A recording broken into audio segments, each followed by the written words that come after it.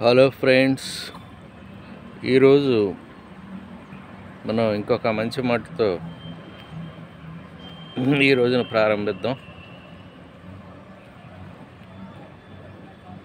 ప్రకృతిలోనే ఈ రెండు మాటలు చెప్పుకుందాం మనం.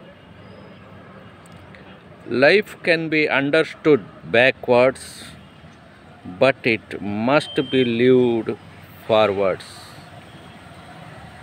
మరొకసారి, life can be understood backwards, but it must be lived forwards. Soren Kierkegaard అనే ఆయన ఇది అన్నాడు. ఈ సోరెన్ కిర్క్గార్డ్ ఈయన డానిష్ ఫిలాసఫర్, పోయెట్ అన్నమాట. డెన్మార్క్ ఉంది కదా, డెన్మార్క్ దేశానికి చెందినటువంటి కోపెన్హాగన్లో పుట్టినటువంటి వ్యక్తి ఆయన అన్నటువంటి మాటని మనం ఈరోజు నెమరు వేసుకుందాం. ఈ డాబా పై నుంచి చూస్తూ మనము ఈ రెండు మాటలు మాట్లాడుకుందాం. చాలా ప్రశాంతంగా ఉంది ప్రకృతి. ఆయన ఏమంటాడంటే, చూడండి, లైఫ్ అనే దాన్ని మనం వెనక నుంచి అర్థం చేసుకోవాలి. అంటే వెనక జరిగిన సంఘటనలు ఉంటాయి కదా, వాటిని బట్టి మనం అర్థం చేసుకుంటాం లైఫ్ని కదా.